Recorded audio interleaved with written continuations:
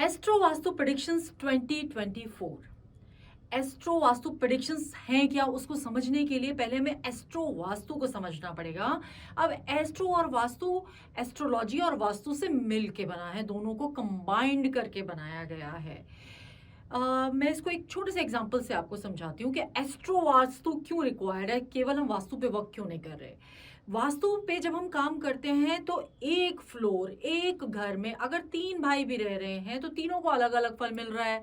एक बिल्डिंग में 3-4 फैमिलीज रह रही है, तीनों चारों को अलग अलग फल मिल रहा है। तो ये क्यों होता है, जबकि सबकी सेम एंट्री है, सबकी अगर किसी की S6 की एंट्री है तो सबके साथ ही प्रॉब्लम्स होनी चाहिए।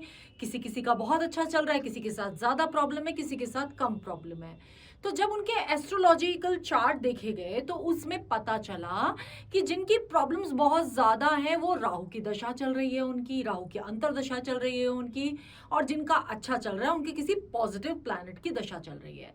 तो होता क्या है कि एस्ट्रोलॉजी में जो भी आपकी प्लैनेटरी पोजीशन होती है, जो दशाएं चलती हैं, अकॉर्डिंगली आपका जो वास्तु होता है उसमें आपको उसके फल मिलने लगते हैं। वो अच्छे भी हो सकते हैं और बुरे भी हो सकते हैं। तो दोनों चीजें कंबाइंड होके चलती हैं। कई बार आपका एस्ट्रोलॉजिकल चार्ट बहुत स्ट्रांग है मगर आपने अपने घर के वास्तु में कुछ गलतियां कर रखी हैं जो आपको नहीं पता है, तो आपको उधर बेनिफिट्स मिलने कम हो जाते हैं। इसलिए दोनों को कंबाइंड करके काम करते हैं, उसको हम कहते हैं एस्ट्रो वास्तु। अब एस्ट्रो वास्तु प्रेडिक्शंस, अब एस्ट्रो वास्तु प्रेडिक्शंस क्या है। अब मान लीजिए किसी की पत्री में उसका सूर्य वीक है तो हमने उसको एस्ट्रोलॉजी के हिसाब से, उसके एस्ट्रोलॉजिकल चार्ट के हिसाब से उसको सूर्य की remedies they the. But on the other hand अगर वो ईस्ट उसका वीक है और उसका घर में हम देखें तो हमें अगर उसकी ईस्ट के डायरेक्शन में भी हम सूर्य को स्ट्रॉन्ग कर देते हैं तो उसके एस्ट्रोलॉजिकल चार्ट और वास्तु दोनों से वो बैलेंस हो जाएगा, दोनों तरफ से उसको बेनिफिट्स मिलने लगेंगे।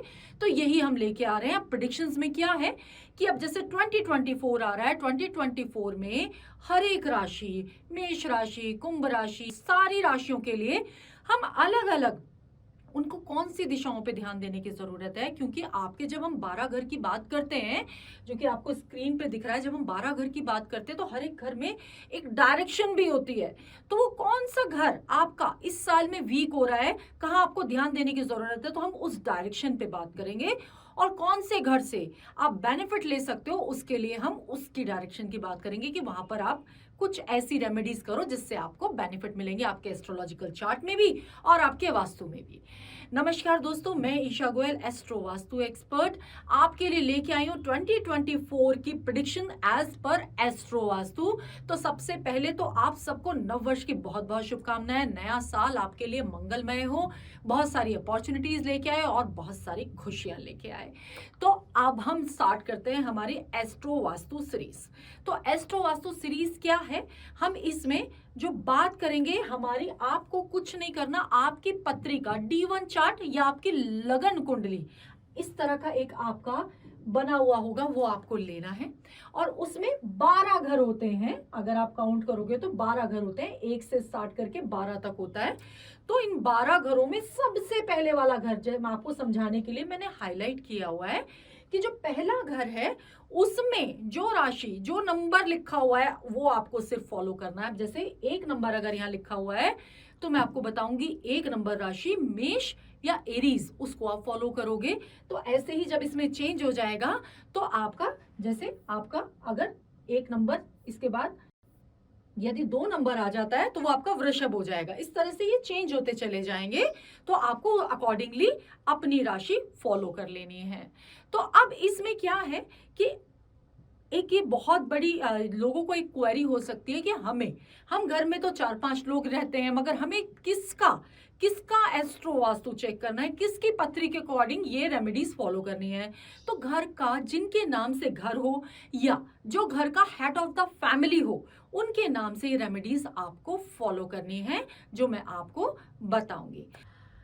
एस्ट्रो वास्तु की सीरीज में अब हम बात करेंगे सिंह राशि लियो की। तो आपके चार्ट में अगर 5 नंबर पहले घर में है तो ये प्रेडिक्शन आपके लिए है। तो जहां 5 नंबर आपके पहले घर में आ जाता है तो हम इसको सिंह राशि कंसीडर कर रहे हैं। अब सिंह राशि वाले लोग जिनका लगन में 5 नंबर है वो होते कैसे हैं। अब ये जो सिंह राशि है ये शेर की राशि होती है, शेर की तरह प्रवृत्ति होती है, सूर्य की राशि होती है। तो शेर की जैसी क्वालिटीज होती हैं वो आपकी इस राशि में आती है। निडर होते हैं आप, लीडरशिप क्वालिटीज होती हैं आपके अंदर। आप कोई भी काम करने से पहले सोचते नहीं है, रिस्क लेने के लिए हमेशा तैयार रहते हैं, स्वतंत्र विचारधारा के होते हैं और हर चीज को लीड करते हैं, लोगों को फॉलो करना पसंद नहीं करते। आपको लीडरशिप क्वालिटीज आपके अंदर होने की वजह से आप हर चीज में सबसे आगे रहते हैं। तो निडर, पूरी तरह से निडर होती है ये सिंह राशि। तो सिंह राशि वालों का जब ये मैं बोल रही हूं कि इसका जो स्वामी है वो सूर्य है, तो इनके लिए मेरे पास एक बहुत अच्छी टिप है। सिंह राशि वालों को एक डिसिप्लिन फॉलो जरूर करना चाहिए। नॉर्मली तो मैंने देखा है सिंह राशि वाले डिसिप्लिन फॉलो करते हैं, अगर आप नहीं कर रहे हैं तो डिसिप्लिन फॉलो जरूर करना चाहिए। और सूर्य जब उगता है तो सूर्य के साथ उठने की आदत डाल लीजिए। तो आपको जल्दी उठना चाहिए ताकि सूर्य की एक पावर, एक एनर्जी आपकी अंदर बनी रहे। तो ये आपके लिए टिप है। तो अब बात कर लेते हैं एस्ट्रो वास्तु रेमेडीज की। तो सिंह राशि वालों के लिए एस्ट्रो वास्तु रेमेडीज, पहले बात करते हैं आपकी पॉजिटिव डायरेक्शन। अब आपका जो इस टाइम सबसे पहले तो आप अपनी ईस्ट की वॉल पे फोकस करो। सिंह राशि वालों के लिए अपनी ईस्ट की वॉल पे आपको, अगर आपका ईस्ट बंद है, कोई खिड़की नहीं है, कोई दरवाजा नहीं है, एंट्री नहीं है, अगर है तो उसको ओपन रखिए, और अगर नहीं है तो ईस्ट की वॉल पे आपको एक सनराइज की पिक्चर आप लगा सकते हो, या कोई कॉपर का सन की पिक्चर आप लाके जरूर लगाइए। अपने ईस्ट वॉल को एक्टिवेट कीजिए। आपका वेस्ट, आपकी जो डायरेक्शन वेस्ट की डायरेक्शन है उस पे भी आपको ध्यान देना है। आपको स्पेशली ये चीज ध्यान रखनी है सिंह राशि वालों के लिए कि आपके ईस्ट के डायरेक्शन में कोई स्क्रैप ना हो। आपने कोई ऐसे आप कोई टूल्स वगैरह तो नहीं रख दिए हैं, कोई आयरन फर्नीचर तो नहीं रखा हुआ है। और वेस्ट के डायरेक्शन में आपने कोई अगर आपकी वेस्ट की डायरेक्शन में अगर आप बैठ रहे हो, आपका ऑफिस है, तो आपकी ब्रांडिंग वहां जरूर होनी चाहिए। आपको सबसे ज्यादा ध्यान देना है इस बार अपने घर के सेंटर पे। अब आपके घर पे सेंटर में अगर रोशनी कम है और आपका घर का सेंटर अगर भारी है तो पहले तो हल्का कर लीजिए, और अगर रोशनी कम आती है तो आपके घर के सेंटर में आपको एक लाइट इस तरह से लगानी है कि आपके घर का सेंटर में लाइट रहे, वो अंधेरा ना रहे। हमेशा एक लाइट वहां पर रहनी चाहिए, अंधेरा ना रहे। इस साल आपको ये चीज ध्यान रखनी है। और कोई भी हैवी आर्टिकल आपको आपके घर के सेंटर में नहीं रखना है। अब आपको ध्यान रखना है अपने घर की साउथ डायरेक्शन का। इस साल साउथ की डायरेक्शन में अगर आपने, फिर से मैं आपको बताऊंगी कि आपने अगर कोई ब्लू कलर लगा रखा है, किसी भी फॉर्म में हो सकता है, कोई मैट हो सकता है, कोई कुशन्स हो सकते हैं, कोई कर्टन्स हो सकते हैं, कोई वाटर बेस्ड पेंटिंग हो सकती है, अगर आपने लगाई हुई है तो हटा दीजिए, नहीं तो आपकी साउथ के डायरेक्शन से आपको प्रॉब्लम इस साल में आ सकती है। अगर कोई पिट बना रखा है, कोई अंडरग्राउंड वाटर टैंक है, तो वो भी आपको हटाना है, नहीं तो इस साल आपको आपकी साउथ के डायरेक्शन से प्रॉब्लम आ सकती है। तो आपको फोकस करना है।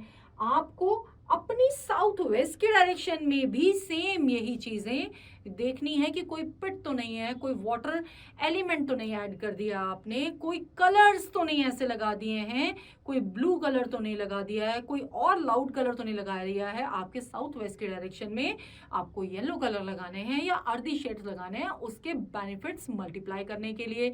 और मैंने मैक्सिमम घरों में देखा है लोगों को कि साउथ वेस्ट की डायरेक्शन को हैवी करने के लिए पूरे घर का सामान उठा के साउथ वेस्ट में रख देते हैं, पूरे घर का कूड़ा उठा के साउथ वेस्ट में रख देते हैं, स्क्रैप पूरा साउथ वेस्ट में इकट्ठा कर लेते हैं। तो ये नहीं करना है। अगर इस साल में आपने ये किया हुआ है ना, तो आपके लिए बहुत सारे नुकसान लेके आने वाला है। तो ये तुरंत हटा दीजिए, ये आपको नहीं करना है। तो इस चीज का आपको ध्यान देना है इस साल में। और आपको अपने बेनिफिट्स क्रिएट करने के लिए आपको आपकी ईस्ट वॉल, आपको मैंने पहले ही बता दिया कि ईस्ट वॉल पे आपको सनराइज या कॉपर का सन जरूर लगाना है। और ईस्ट के डायरेक्शन में कोई भी किसी भी तरह के आयरन गुड्स नहीं होने चाहिए। अगर हैं तो चेक कर लीजिए, उनको हटा दीजिए, नहीं तो वो आपके लिए प्रॉब्लम्स क्रिएट कर सकते हैं। तो इन सब चीजों का आपको इस साल में ध्यान रखना है अपने बेनिफिट्स को मल्टीप्लाई करने के लिए। तो नमस्कार दोस्तों, मैं ईशा गोयल बिल्ड असली विदिशा में आपका स्वागत करती हूँ। आपने हमारे चैनल को अभी तक अगर सब्सक्राइब नहीं किया है तो कर लीजिए। विजिट्स के लिए, कंसल्टेंसी के लिए आप हमारे नंबर्स पे कांटेक्ट कर सकते हो। और वीडियो पसंद आए तो कमेंट ज़रूर कीजिए और इंटरेस्टिंग वीडियोस हम आपके लिए लेके आते रहेंगे। अगर आप कोई टॉपिक स्पेशली आप सुनना चाहते हैं तो कमेंट बॉक्स में आप कमेंट कर सकते हैं। Thank you.